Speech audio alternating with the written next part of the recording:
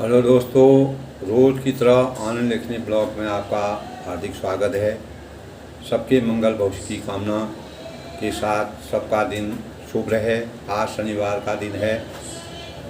शनि का वाहन दोस्तों गिद्ध थे और वह नीले वस्त्रों को पहनना पसंद करते थे, काले वस्त्र पहनना पसंद करते थे और उनके सिर पर मुकुट है और हाथ में उनके धनुष बाण रहता है। वह ऐसा हमारे शास्त्रों में कहा गया है कि शनि 33 देवताओं की जो गणना की जाती है उसमें सूर्यपुत्र शनि भी एक देवता स्वरूप हैं। और अनेक बार के वृत्तांत मैंने बताया दोस्तों, शनि जो हैं वह न्याय के देवता हैं। जहाँ पर अन्याय चरम सीमा पर पहुंच जाता है वहाँ पर शनिदेव अपना रूप धारण करके वहाँ पर अन्याय की विचारधारा को ख़त्म करके न्याय के देवता होने के कारण और सूर्यपुत्र हैं। बड़ा विस्तार से इसका वर्णन करना इसके लिए लंबा समय चाहिए। तो सूर्य जी के पुत्र कहलाते हैं। शनि देवता में सबसे बड़ी बात यह है कि समस्त प्रकार के रोग व्याधि दुख दरिद्र वगैरह जब शनि की महादशा आती है तो हमको उनको परित्याग करने के शनि की आराधना करनी पड़ती है। तो इस प्रकार शनि न्याय के देवता हैं और अगर जो सच्चे मन से शनिदेव जी का पूजा करता है उनमें ख़ास तौर से तेल अर्चन किया जाता है। इसका भी विधान बहुत लंबा है दोस्तों। तो शनि जी में रोज़ जो है काले वस्त्र का दान करिए, तेल चढ़ाना और शनि के मंदिर में जाके दीपक जलाना ये शुभ माना जाता है। ख़ास तौर से शनिवार और मंगलवार को शनि का हम ध्यान कर सकते हैं। हनुमान जी और शनिदेव, हनुमान जी की भी हनुमान जी और शनिदेव का एक ही सानिध्य रहा है। तो कल के प्रकरण में दोस्तों तो सभी लोगों पर शनिदेव की का आशीर्वाद बने रहे, सब लोग निरोगी रहें, स्वस्थ रहें। तो कल के प्रकरण में दोस्तों जब सती जी को उनके हृदय में पति के त्यागने पर, यूँ तो शिव जी ने उनके त्यागने की कोई भी अपने मुंह से किसी बात को नहीं कहा, लेकिन सती जी समझ गईं कि शिव जी ने मेरा परित्याग कर दिया है और उन्होंने अपना समाधि ले ली है और वह कैलाश पर एकांत में चले गए हैं। उनके हृदय में पति द्वारा त्याग कर किए जाने का बहुत बड़ा दुख उनके हृदय में हुआ, पर उन्होंने अपना अपराध समझकर खुद अपना अपराध समझकर कुछ नहीं कह बैठी, कुछ नहीं कह सकी। आखिर सती जी ने भय संकोच और प्रेम में शनि हुई मनोहर वाणी से उन्होंने कहा, पिता भवन उत्सव परम जो प्रभु आय होई, मैं जाऊँ कृपा इतनो सादर देखूँ। यानी हे प्रभु, मेरे पिता के घर बहुत बड़ा उत्सव है, यदि आपकी आज्ञा हो तो मैं कृपाधान मैं आदर सहित उसे देखने जाऊँ। यानी उन्होंने अपने मन में सोचा, इस बात को उनका ध्यान करके सोचा कि मैं उसमें जो यज्ञ होने वाला है, तो कल भी मैंने आपका बताया आगे का वृत्तांत, तो उस यज्ञ में जाने की उन्होंने अपेक्षा जाहिर की, इच्छा जाहिर की। तो कहो नहीं कि मारे हूँ मन भावा, यह अनुचित नहीं देखा पठावा, दत्स सकल निज सुता बुलाई, मैं हमरे भय तुमर बिसराई। यानी शिव जी ने कहा कि तुमने बात तो अच्छी कही, यह मेरे मन को पसंद आई, पर उन्होंने न्योता नहीं भेजा है। तब शिव जी और पार्वती जो है आपस में उस समय अपने बात कर रहे थे, लेकिन शिव जी ने मन वचन और कर्म से जो है वह भगवान रामचंद्र जी पर लीन थे। तो उन्होंने कहा कोई न्योता तो आपके पिताजी का आया नहीं, तो उस यज्ञ में हम कैसे जा सकते हैं, यह बड़ा अनुचित है। तो दक्ष ने अपनी सब लड़कियों को बुलाया और किंतु हमारे बैर के कारण उन्होंने तुमको भुला दिया, यानी तुमको अभी तक उन्होंने कोई न्योता नहीं भेजा और तुम कह रहे हो वहाँ जाना है। तो दोस्तों जब जहाँ पर किसी भी मनुष्य की इज्जत नहीं होती है, आदर नहीं होता है, सत्कार नहीं होता है। और वह तो उनके दामाद थे, लेकिन उनको पूज्य माने जाते हैं। हमारे शास्त्रों के अनुसार उनका मान सम्मान किया जाता है। तो तब उनके मन में थोड़ा ऐसा विषाद था कि सब लड़कियों को बुलाए, लेकिन तुमको नहीं बुलाया, फिर भी तुम वहाँ जाने की इच्छा जाहिर कर रही हो। तो ब्रह्म सभा हम सनरुख माना तेई दें अदों करी अपनामा अपमाना, जो बिनु बोले जाओ भवानी रहीनशील सदैव करवानी। यानी भगवान कहते हैं कि एक बार ब्रह्मा की सभा में हमने अप्रसन्न हो गई, हमसे वह अप्रसन्न हो गई थी, और उसी से अब भी हमारा अपमान, लगातार वो हमारा अपमान करते थे। तो ब्रह्मा जी की जब सभा हुई थी, उसमें भी शिव जी के रूप, रंग, गुण, शील, स्वभाव और उनके आकार, और वह निरंकारी थे, भस्म रमाए हुए थे, अनेक प्रकार की उनकी रचना अलग थी। तो उनको देख करके दक्ष खुश नहीं थे। यानी मैंने अपनी लड़की को किसी विवाह कर दिया, और वह बाबा रूप न थे, माया मोह से मुक्त थे, सांसारिक भावनाओं से मुक्त थे। तो इसीलिए वह उनके मन में, तो तभी शिव जी कहते हैं कि हम तुम्हारा, हे भवानी, जो तुम बिना बुलावे जाओगी तो न शील स्नेह रहेगा और न मान मर्यादा में। मर्यादा की रचना करने के लिए दोस्तों, आदर सत्कार के भाव से अगर कोई भी किसी को भी बुलाता है तो उसमें आदमी को सम्मिलित होना चाहिए। ये हमारी मर्यादा भी कहती है। मानव जीवन ही नहीं, सृष्टि की रचना है कि आदर भाव कहीं पर भी हो, वहाँ पर सत्कार हो, आदमी का सम्मान हो, तो वहाँ पर जाना अच्छा होता है। लेकिन कितना भी बड़ा धन संपत्ति वाला आदमी हो, व्यक्ति हो, अगर वह आदर और सम्मान करना नहीं जानता है, आप ज़बरदस्ती वहाँ पर जाएंगे, निसंदेह ही आपके मन में अनेक प्रकार के भाव पैदा होंगे, और आपका तिरस्कार होगा। तो आप अपने अंतरात्मा में आपके अनेक प्रकार से पीड़ा होगी। तो इस प्रकार की भावना शिव जी ने कही कि आपको बुलाया ही नहीं है, तो आप उस यज्ञ में कैसे जा सकते हैं। तदपि मित्र प्रभु पितु गुरु देहा, जाऊँ बिन बोलूं सदया, तदपि विरोध मान न कोई, जहाँ वह कल्याण न होई। यानी यदि इसमें संदेह नहीं कि मित्र है, स्वामी है, पिता है, गुरु के घर बिना बुलाए ही चला जाया जा सकता है। गुरु है, गुरु के शरण में गुरु आपको रोज़ नहीं बुलाएंगे, वहाँ आप कभी भी जा सकते हैं, क्योंकि आपको ज़रूरत होती है। जब हमको गुरु के सानिध्य में जाना है तो गुरु हमको नहीं बुलाएंगे, हमको खुद उनके शरण में जाना चाहिए। इस प्रकार स्वामी है, जो अपने स्वामी होते हैं, जिनको आप सेवक रूप में, अपने को सेवक मान करके स्वामी को देखते हैं। पिता जिन्होंने हमको जन्म दिया है, और गुरु हैं, उनके शरण में, भगवान की शरण में आदमी बिना पूछे चला जाता है।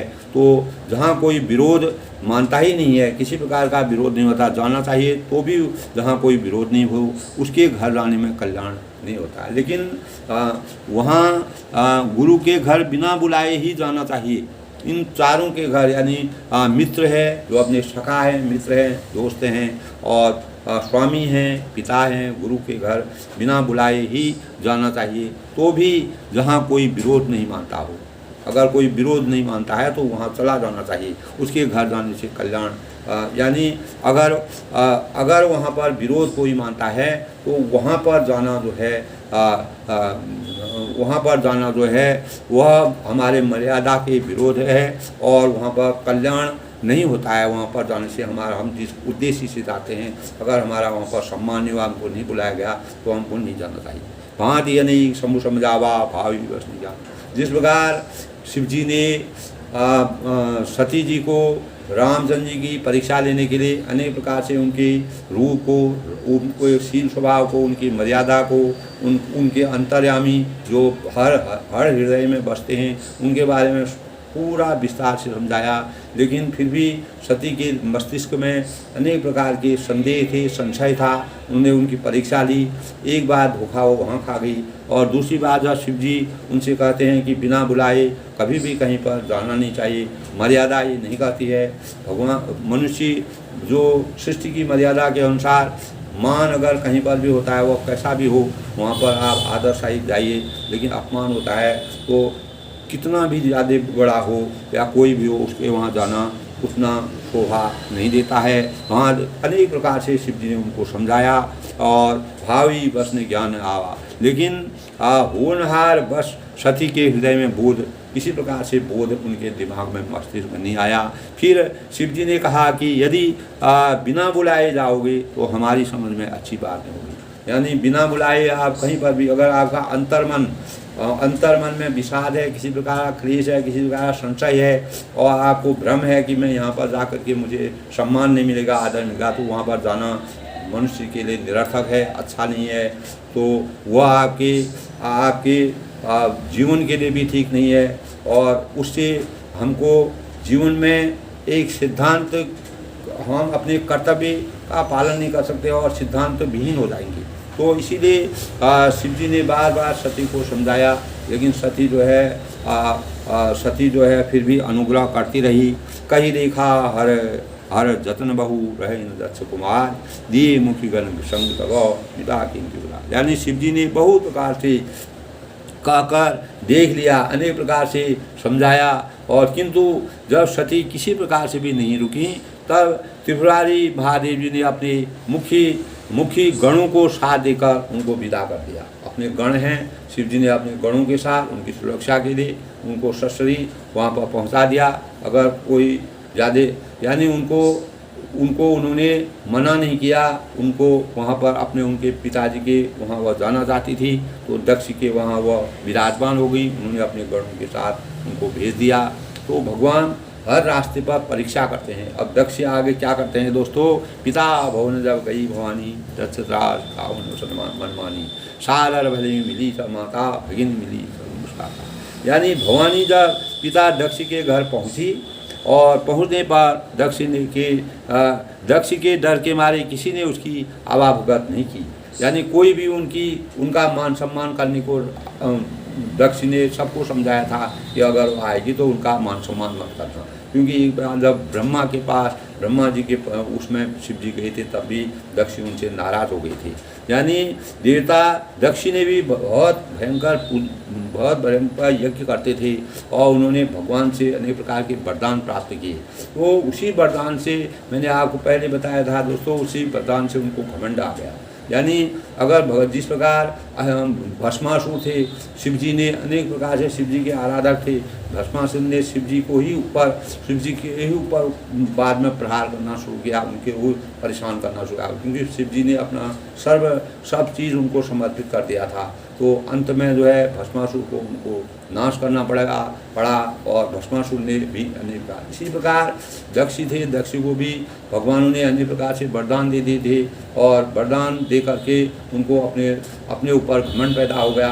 उसी घमंड के कारण वह शिव जी से नाराज रहते थे। और इसी प्रकार भवानी जब पिता के घर पहुंची, तब उनके डर के मारे किसी ने भी उनके डर के, अब दक्ष के डर के मारे उनका कोई मान सम्मान नहीं किया, उनका आवाभगत नहीं किया, उनको बैठाया नहीं, सम्मान नहीं किया। केवल एक माता भली आदर से मिली, बहनें बहुत मुस्कुराती हुई मिली। यानी बहनें जो हैं मुस्कुराती हुई मिली, माता मिली, लेकिन पिता और दक्ष जो है शिव जी से नाराज थे, और पार्वती शिव जी से ही अपना विवाह करना चाहती थी, दक्ष के विरोध करते थे, लेकिन उनको शिव जी में अपार शक्ति प्राप्त हो गई, और उनको शिव जी की लीला का संपूर्ण ज्ञान था। तो ये सब मर्यादा की रचना है दोस्तों। दक्ष न कसु पूछी कुशलाता, सती विरोह की जय गरगाता, सती जाय देखूं जब जागा, कतहु नदी के शंभु गर्भागा। यानी दक्ष ने तो उनकी कुछ कुशल तक नहीं पूछी, एक पिता होने के नाते और अपनी बेटी से उन्होंने किसी प्रकार की कुशल नहीं की, और सती को देखकर उल्टे उनके सारे अंग जल उठे। यानी वह बहुत क्रोधित हो गए, उनको देख कर ये क्यों आई, इसको हमने न्योता भी नहीं दिया था, ज़बरदस्ती क्यों आई करके उनको गुस्सा आने लगा। तब सती ने जाकर यज्ञ देखा, तो वहाँ कहीं शिव जी का भाग दिखाई नहीं दिया। तो जब कोई यज्ञ होता है, अपने जो प्रियजन होते हैं, अपने जो मित्र होते हैं, रिश्तेदार होते हैं, तो उनका अलग अलग सम्मान रखा जाता है, उनका भाग रखा जाता है, उनका पाठ रखा जाता है, उनका सम्मान करने के लिए यज्ञ किया जाता है। और उन्हीं के सानिध्य में भगवान को मानते हुए अपने को वह करने के लिए, अपने मान को बढ़ाने के लिए, तो अपनी मर्यादा के अनुसार, तो शिव जी का हिस्सा उन्होंने कहीं पर भी, वहाँ शिव जी का नाम कहीं भी नहीं देखा। तब चित्त चढ़े हूँ जो शंकर गए हूँ, प्रभु अपमान सुमति गए हूँ। पाछले दुख न हृदय का व्यापा जस अस भयो कहा परितापा। यानी तब शिव जी ने जो कहा था, शिव जी ने कहा था कि अगर कोई भी व्यक्ति हो, पिता हो, गुरु हो, मित्र हो, कोई भी हो, अगर गुरु हो और उनके घर अगर वहाँ पर मान नहीं होता है, सम्मान नहीं होना चाहिए, तो उसको भी परित्याग किया जाता है। ये हमारी महिमा कहती है।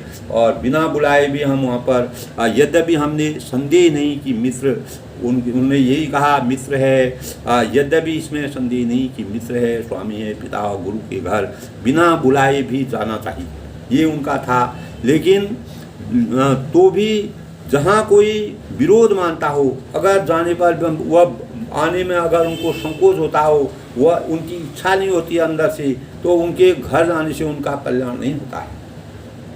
वैसे तो वैसे ही जाना चाहिए, लेकिन कल्याण नहीं होता है। इसी भाव से लेकर के शिव जी ने कहा था कि वह उसको समझ में आ गया। स्वामी का अपमान समझकर सती का हृदय जल उठा। वह अग्नि की ज्वाला से प्रज्वलित होने लगी अंदर ही अंदर, और पति का कहीं पर भी वहाँ पर नाम नहीं था। पिछला पति परित्याग का दुख उनके हृदय में उतना व्यापा था जितना महान दुख इस समय पति अपमान के कारण हुआ। जो उन्होंने भगवान राम जी की परीक्षा देने में सीता का भेष लिया था, अपने बातों को शिव जी को नहीं बताया था। शिव जी इससे बहुत ही नाराज़ हो गए और उन्होंने पार्वती जी को अपने मन से कुछ नहीं कहा, लेकिन अपने अंदर मन में संकल्प ले लिया कि मैं जो है मैं समाधि ले लूँगा और सीता जी को वह सती जी को परित्याग कर दूँगा अपने हृदय में, उन्होंने सोचा। यानी वह, लेकिन इसी बात का स्मरण उनको बार बार आया कि एक बार मैं धोखा खा चुकी हूँ और ये दोबारा फिर मेरे को इस प्रकार का वातावरण मेरे इस प्रकार का परिवेश में देख रही हूँ। तो तदपि जगदारुण दुखदाना सबके कठिन जात अवमाना समुझी सो सतही भयोमति क्रोधा बहुविधि जननी की क्रोधा। यानी यद्यपि जगत में अनेक प्रकार के दारुण दुख होते हैं, अनेक प्रकार के कष्टों को सहन करना पड़ता था, अनेक प्रकार की कठिनाइयाँ जीवन में आती हैं, बिना कठिनाइयों के जीवन को सफलता प्राप्त नहीं होती। तो शिव अपमान न जाय सही हृदय न होय प्रबोध सकल सबई हृदय स्वभाव बोली वचन। यानी परंतु उससे शिव जी का अपमान सहा नहीं गया। शिव जी का अपमान उनके हृदय में उनसे सहा नहीं गया और इससे उनके हृदय में कुछ भी प्रबोध नहीं हुआ, कोई भी ज्ञान नहीं हुआ। वह किंग कर्तव्य पूर्ण हुए। उन्होंने कहा कि मैं करूं तो क्या करूं। तो वे सारी सभा में हठपूर्वक डांट कर क्रोध भरे वचन बोली और उनको गुस्सा आ गया। पूरी सभा में जब यज्ञ हो रहा था तो यज्ञ में वह बोली, सुनो सभा सकल मुनिंदा कहीं सुनी जो शंकर निंदा सो फल तुरंत लभ कर गाऊ कई भांति पछता बिताऊँ।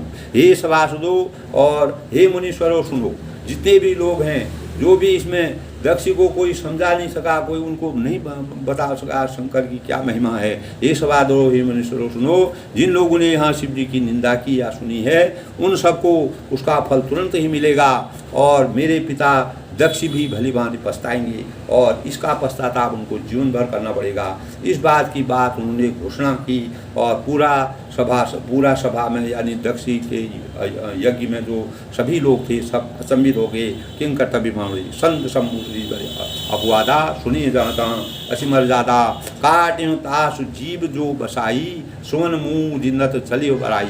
यानी जहाँ संत शिव जी और लक्ष्मीपति श्री भगवान विष्णु की निंदा सुनी जाए वहाँ ऐसी मर्यादा है कि यदि अपना बस चले तो उस निंदा करने वाले की जीभ काट लें और नहीं तो कान मूंद कर वहाँ से भाग जाए। यानी उनकी निंदा की जाए और कान उनका वहाँ से भाग जाए। यानी उनको बहुत बड़ा जो इतने बड़े संत हैं, सज्जन लोग हैं, शिव जी हैं, लक्ष्मीपति भगवान विष्णु की निंदा किसी से भी नहीं सुनी जानी चाहिए और यह मर्यादा नहीं कहती है। यदि अपना बस चले, मेरा अगर बस चलता तो उस निंदा करने वाले की जीभ में काट दूं और नहीं तो कान मुँह कर वहाँ से भाग जाना चाहिए। इस प्रकार की बातें उनके दिमाग में आई।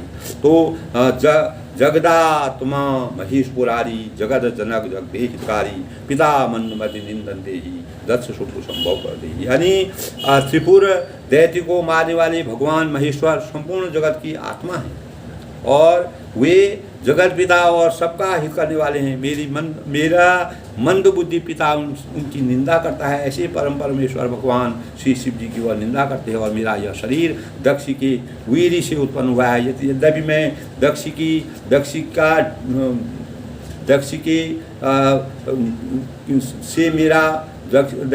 के वीर से मेरा जन्म हुआ है, मैं मानती हूँ, लेकिन मेरा मंद बुद्धि पिता उनकी निंदा करता है। मेरा यह शरीर दक्ष के वीर से उत्पन्न जरूर हुआ है, लेकिन वास्तव में वह शिव जी की महिमा के बारे में नहीं जानते हैं। तजहूँ पूर्वधरी चंद्रमोल विश्व उसकीर असगई जोग जगिन जारा भयों सकल हाहाकारा। इसीलिए चंद्रमा को ललाट पर धारण करने वाले जो शिव जी भगवान चंद्रमा को भी अपने सिर पर धारण करने वाले हैं। वृषकेतु शिव जी को कहा गया है, वृषकेतु शिव जी को हृदय में धारण करके मैं इस शरीर को तुरंत ही त्याग दूंगी। उन्होंने संकल्प ले लिया, वचन ले लिया, अपना लक्ष्य ले लिया कि अगर मेरे पति की अगर इस प्रकार से अवहेलना हो रही है तो मैं इस शरीर को निछावर कर दूंगी और इस शरीर को त्याग दूंगी। ऐसा कहकर सती ने योगाग्नि में, जो योग की अग्नि थी जहाँ पर यज्ञ हो रहा था, वहीं पर अपना शरीर भस्म कर डाला और सारी यज्ञशाला में हाहाकार मच गया। इस प्रकार का वृत्तांत दोस्तों, तो दक्षी को पश्चाताप हो गया और इस प्रकार की अनेक प्रकार स्त्री जब विकराल रूप ले लेती है तो उसमें जब ज्वाला पैदा हो जाती है तो बड़ी बड़ी चीज़ें जो हैं अपने हाथ स्वीकार करते हैं। तो इसी प्रकार सती अपरंपार उनकी माया अपरंपरा थी। शिव जी ने अनेक परीक्षा की। वह शिव जी का अंतर्मन से बहुत ही भक्त थी और पूजा करना चाहती, शिव जी के प्रति समर्पित थी और उस प्रकार उनकी निंदा करना उनके लिए असहनीय हो गया। इसी कारण उन्होंने अग्नि में अपने को योगाग्नि में समर्पित कर दिया। सती मरण सुनि शंभुगनो लगे करण बलखीस यज्ञ विधन से विलोक प्रभु इच्छा की। यानी सती का मरण सुनकर, इस प्रकार सती का मरण सुनकर गण जितने भी शिव जी के गण थे विध्वंस करने लगे, उस यज्ञ का विध्वंस करने लगे। और यज्ञ विध्वंस होते देखकर जब लोग उसमें मुनीश्वर थे, मुनि लोग थे, भृगु जी ने उनकी रक्षा की। तो जो भृगु जी थे उन्होंने उनकी रक्षा करने की कोशिश की। तो समाचार सब शंकर पाई, वीरभद्र सुन को भी पठाई, यज्ञ विध्वंस जाय दिन की ना, सकल सुन विधिवत फल देना।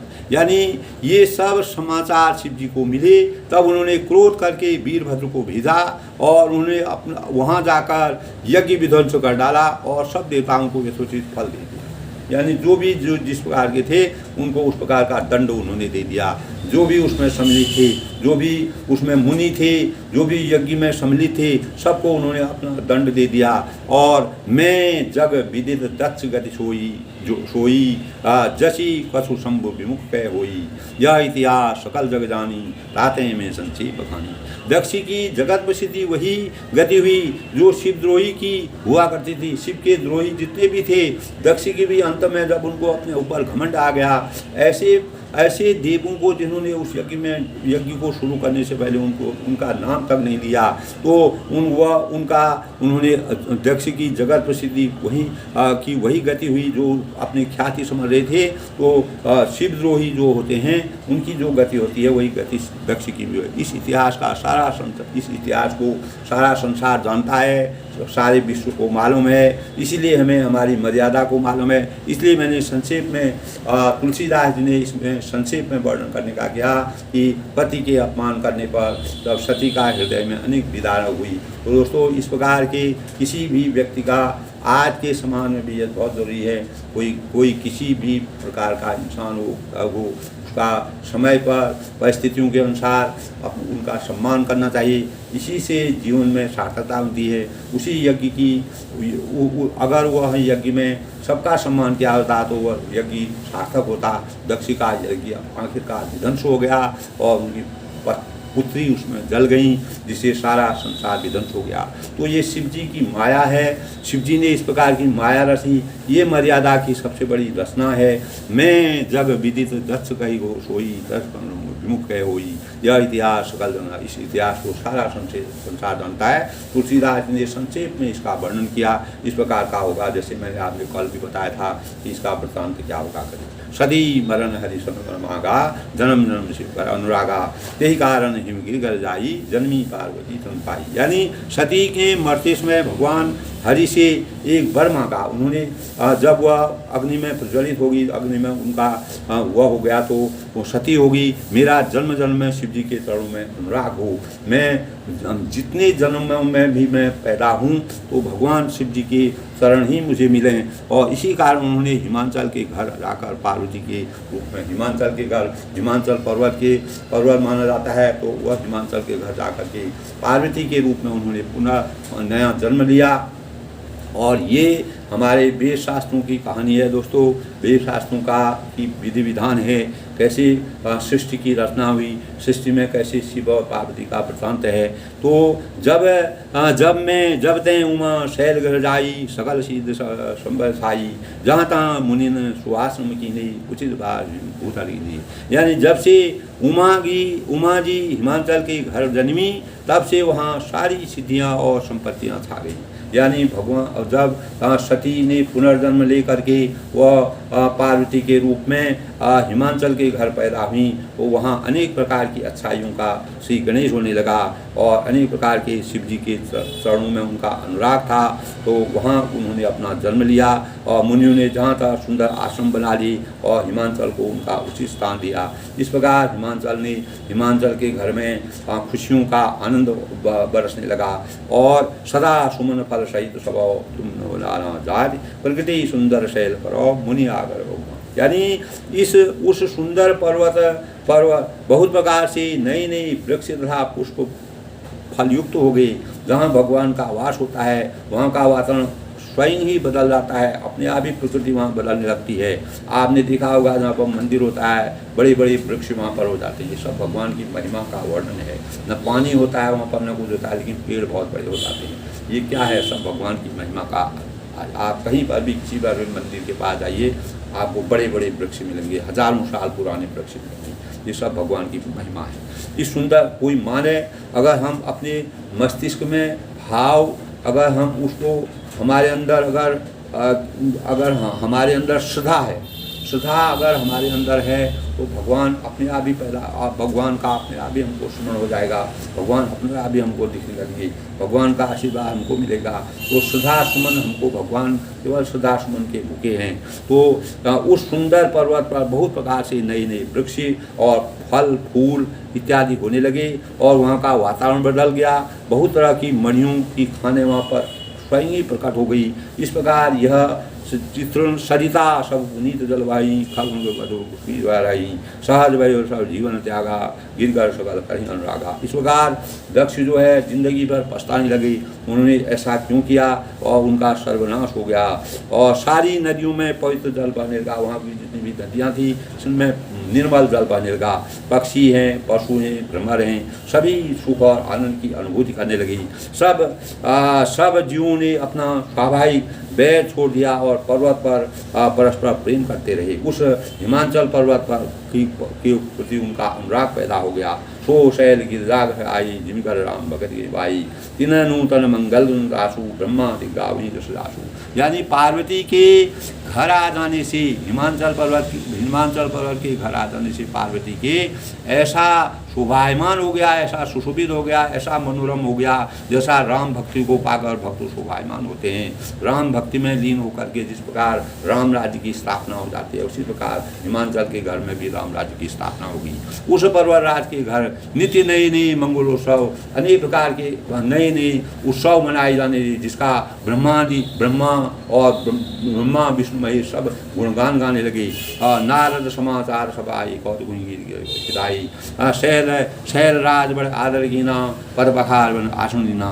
जब नारद जी ने यह समाचार सुना तो नारद जी जो जो थे सभी जगह के संदेश एक दूसरी जगह पहुंचाते थे। उनको भी पता चल गया कि यह समाचार उन्होंने सुना तो कौतूसी हिमाचल के घर और वह हिमाचल के घर पधार गए कि देखिए वहाँ क्या हो रहा था सर। तो पर्वतराज ने उनका बड़ा आदर किया, सम्मान किया और उनका हवा भगर किया, उनको बैठाया, उनको आसन दिया, अनेक प्रकार से उनका सम्मान किया और उनके चरण धोकर उत्तम आसन को प्राप्त किया। तो नारद जी को अपार प्रसन्नता का एहसास हुआ। उन्होंने प्रसन्नता महसूस की और हिमाचल के आदर से वह बहुत ही खुश हो गई। नारी सहित मुनि बल जावा, चरण सहित भवन से जावा, निज स्वभाव गिरिवर न सुता बोल मेरी जना। मेरी अपनी स्त्री सहित मुनि ने फिर अपनी स्त्री सहित, अपनी पत्नी सहित उन्होंने उनके चरणों में सिर नवाया नारद जी के और उनके चरण सारे घर में चरण धोकर उस जल को पूरे पवित्रता का सूचक है। और हम अगर कोई इस प्रकार के देव तुल्य लोग मिलते हैं तो उनके चरणों को धो करके अपने हम गंगा जल को इसी प्रकार अपने घर में पवित्रता की प्रतीक है। इसी प्रकार उनके चरण धोने से उनके पवित्रता, रामचंद्र के चरण धो करके सारा संसार पवित्र हो गया। उसी प्रकार उनके चरण धो करके उन्होंने अपना पूरा जल को चढ़ाया और हिमाचल ने अपने सौभाग्य का बहुत बखान किया और पुत्री को बुलाकर मुनि के चरणों में डाल दिया। जो उनकी पार्वती नाम की पुत्री पैदा हुई थी, नए जन्म में आई थी, सती से वह पार्वती बनी, हिमाचल के घर पैदा हुई। त्रिकालज्ञ सर्वज्ञ तुमो गति सर्व तुम्हार, कहूँ सुता के दोष गुनो मुनिवर।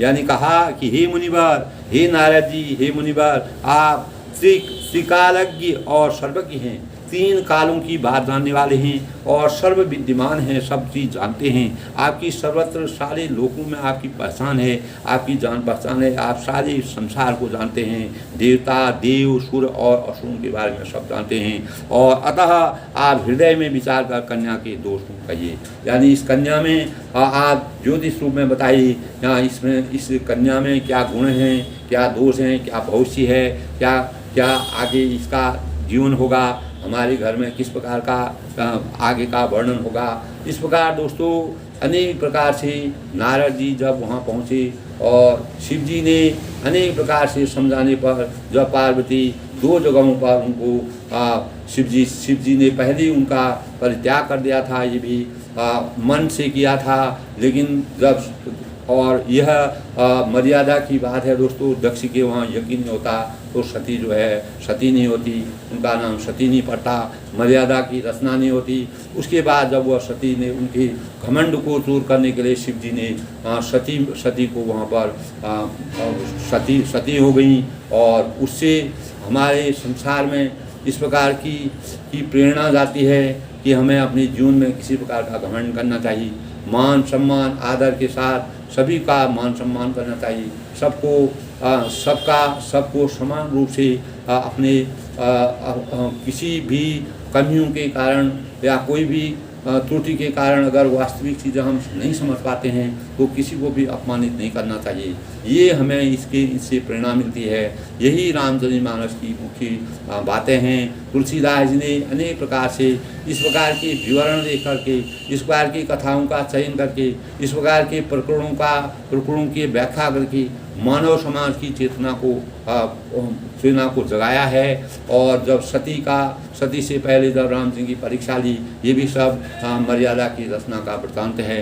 दोस्तों आज के प्रकरण में हमने यही देखा कि दक्षी के यज्ञ में जब शिव जी का अपमान किया गया तो उनकी पत्नी को गुस्सा आया, वे सती हो गई। सती होने के बाद उन्होंने हिमाचल में जाकर पुनर्जन्म लिया और उनका संकल्प यही था कि भगवान मरते समय भी उन्होंने अपना, जब वह सती हो रही थी उसमें भी उन्होंने अपने मन में यही कहा कि मेरा जन्म जन्मांतर तक शिव जी के चरणों में अनुराग रहे, शिव जी के चरणों में मेरा ध्यान रहे, शिव जी को मैं हमेशा उनके साथ रहूं। इस प्रकार के अंतर मन से उन्होंने, अंदर और भीतर से उनके मन में शिव जी के प्रति अपार स्नेह था। तब दक्ष के यज्ञ का विध्वंस हो गया और उनकी पुत्री मोह खत्म हो गया और जो उनको वास्तविकता का पता तब चला, शिव जी की महिमा क्या है, शिव जी अपरंपार हैं। और इस प्रकार राम जन की भक्ति में शिव जी दीन रहते थे। और इसी बात को तुलसीदास जी ने यहाँ पर कहा है दोस्तों। तो कभी भी इंसान को हमें हर एक व्यक्ति के मान मर्यादा का, मान सम्मान का ध्यान रखना चाहिए। इसी से हम जीवन में कुछ कर पाते हैं। अगर हम अपनी मर्यादा को भूल जाएंगे, अपने मान सम्मान को भी भूल जाएंगे, आदर सम्मान के भाव समझ जाएंगे, तो हमारे पास कितना ही धन आ जाए, कितना ही वैभव आ जाए, कितना भी सुख संपन्नता आ जाए, वो भी एक दिन राख हो जाता है और उसका खाक हो जाता है। उसकी कोई वैल्यू नहीं रहती है, उसका कोई मतलब नहीं रहता है, यानी वह निरर्थक है। वह जिस प्रकार दक्षी के पास सब कुछ होते हुए सारा कुछ भस्म हो गया, उसी प्रकार संसार में दोस्तों किसी भी चीज़ से मोह ज़्यादा लेना और किसी चीज़ से घृणा पैदा करना, ये मानव जीवन मानवता के लिए बहुत ही खराब है। इस प्रकार की प्रेरणा तुलसीदास ने रामायण के द्वारा बालकांड में हमको विस्तार से सुनाई है। दोस्तों एक बार की बात बताता हूँ। भाग्य पर सबसे पहले बात ये होती है कि हमें अपने भाग्य पर नहीं, कर्म पर विश्वास करना चाहिए। हमें हमारे कर्म अच्छे होंगे तो हमें अपने भाग्य पर कभी विश्वास नहीं करिए। इसी प्रकार एक कहानी है कि अलवर एक राज्य था। वहाँ के जो संस्थापक थे वह राजा प्रताप सिंह बड़े विद्वान थे और सहृदय थे। हृदय भी उनका बहुत ही बढ़िया था। वे गुणीजनों का हमेशा सम्मान करते थे और निर्धनों की सहायता करते थे। राजा प्रताप सिंह कर्मयोगी भी थे, कर्म करते थे और कर्म में हमेशा विश्वास करते थे। उनकी प्रशंसा सुनकर कुछ महात्मा राजा ने वहाँ अनेक प्रकार के राजा महात्मा वहाँ आए। वे महाराज यानी अगर किसी का नाम होता है तो हर एक आदमी वहाँ जाने की इच्छा जाहिर करता है। उनकी प्रशंसा सुनकर कुछ महात्मा राजा वहाँ आए थे। महात्माओं ने जो भी महात्मा आए वो सब तपस्वी तप करते थे। वो बोले, राजन मैंने तुम्हारा बड़ा नाम सुना है। सभी लोगों ने कहा आपका बड़ा नाम सुना है, तुम्हारी प्रजा भक्ति से प्रसन्न होकर मैं तुम्हें एक अद्भुत वस्तु देना चाहता हूँ। तब उन्होंने कहा, मैं अद्भुत वस्तु आपसे मैं प्रसन्न हूँ। हिमांचल की कंदराओं में वर्षों तपस्या करने के बाद मैंने इसे प्राप्त किया है। राजा एक पारस पत्थर है और लोहा को सोना बना देता है। यानी राजा यह पारस पत्थर है। उन्होंने पारस पत्थर को दिया महात्मा ने उनको और कहा कि ये लोहे को भी, पारस पत्थर में इतनी शक्ति होती है कि ये लोहे को भी सोना बना देता है। तो वह अमूल्य वस्तु उन्होंने उनको देने की इच्छा जाहिर की। तो राजा ने धन्यवाद कहा। तो दरबारियों में अनेक जो उनके दरबारी थे उनमें खुशी की लहर दौड़ गई। जब कोई चीज़ अच्छी आ जाती है तो सब प्रजा करने लगे, हमको और बढ़िया हो जाएगा। बोले, अरे अन्नदाता से बड़ा पुण्यवान कौन है जिसे यह पारस पत्थर मिलेगा। अब तो राज्य का सारा जो लोहा है वह सोना में बदल जाएगा। जिस पर उन्होंने कहा कि पारस पत्थर के स्पर्श मात्र ही लोहा भी सोने में बदल जाता है। तो अलवर जो थे वह सबसे धनी राज्य हो जाएगा, यानी अलवर जो है वह बहुत ही धनी राज्य हो जाएगा। अचानक राजा प्रताप सिंह ने पारस पत्थर को खिड़की से बाहर विशाल जलाशय में फेंक दिया। उनको पता नहीं क्या उनके दिमाग में, मस्तिष्क में बात आई, उन्होंने उसको जलाशय में, बहुत बड़ा जलाशय था जहाँ उसको ढूंढ करके भी नहीं मिलता, वहाँ फेंक दिया। सारा दरबार, जो उनके दरबारी थे, जो उनके दरबार के लोग थे, सब आश्चर्य में पड़ गए कि ऐसा क्या किया। तब राजा ने उनसे बोला कि महात्मन, मैंने भाग्य नहीं कर्म में विश्वास करता हूँ। मैं भाग्य में विश्वास नहीं, मेरी भाग्य से मान लो मिल गया है, मैं कर्म में विश्वास होता हूँ। इसीलिए वह कर्मशील थे। शुरू में ही उन्होंने कहा कि मैं कर्म में शील में, अगर मेहनत करके, कर्म करके, परिश्रम करके मुझे जो चीज़ प्राप्त होगी मैं उसी में खुशी का एहसास करूँगा। ऐसे व्यर्थ के धन, इस प्रकार एकाएक धन मिलने से मेरा मन, मेरा अंतःकरण का मतलब मैं सही आत्मा मेरी नहीं हो रही है। मेरा अंदर से जो है, अंदर से मुझे इस बात की खुशी नहीं है। और अगर राज्य भी भाग्य भरोसे से हाथ पर हाथ करके बैठा रहेगा, सब लोग अगर यही कहेंगे, अरे उनको पारस पत्थर मिला, लोहा भी सोना हो जाता है, तो इस प्रकार की भावनाओं से प्रेरित होकर के सभी लोगों को अगर यही सोच पैदा होगी तो प्रजा तो और भी आलसी, जो प्रजा के लोग हैं, जो सारा राज्य है, सब आलसी हो जाएंगे। इसी संसार में दोस्तों अगर हम बैठे बैठे अगर सब कुछ प्राप्त कर लेंगे तो हम कुछ कार्य करने की प्रेरणा हमारे अंदर नहीं आएगी। आदमी तभी मेहनत करता है, आदमी तभी आगे जाता है जब उसको ज़रूरत होती है। ज़रूरत होने के लिए आदमी को खुद परिश्रम करना पड़ता है, खुद मैदान में दौड़ना पड़ता है, खुद बाहर जाना पड़ता है, अपने कर्म बल से, अपने हाथ पैरों से किसी चीज़ को अर्जित करके जो मानव शक्ति पैदा होती है, जो अंदर से एक खुशी का एहसास होता है, वह एहसास तभी होता है जब कर्मण्येवाधिकार उसको माँ प्रदेशपदासनो, कर्म का अधिकार हमारा है, लेकिन फल की इच्छा नहीं करनी चाहिए। फल देने वाला भगवान है। तो उन्होंने उस पारस पत्थर, वह जो उनको मिला था, जो पारस मिला था, जो लोहे को सोना बना देता था, उसकी कोई परवाह नहीं की, उसको जलाशय में फेंक दिया। ये प्रेरणा की चीज़ें हैं। इससे उन्होंने उनका सम्मान किया, आदर किया। वो पहले से ही बहुत ही गुणशील व्यक्ति थे और परिश्रम और मेहनत पर विश्वास करते थे। तो अनेक प्रकार के जो लोभी लोग होते हैं, जो दरबारी और लोग थे, उनको बड़ी खुशी हुई, हम तो अब माला माल हो जाएंगे। लेकिन जो राजा थे वो उनको कर्म में विश्वास था, कर्मयोगी उनका नाम कहा गया था। तो कर्म में विश्वास होने के लिए हमको भी अपने राजा प्रताप सिंह की तरह अपने कर्म क्षेत्र को मजबूत बनाना चाहिए। भाग्य के भरोसे कभी नहीं रहना चाहिए। भाग्य के भरोसे रख के आदमी कभी साकार हाथ में हाथ रख करके नहीं बैठना चाहिए। इससे हम अपने जीवन को सकारात्मक नहीं बना सकते हैं।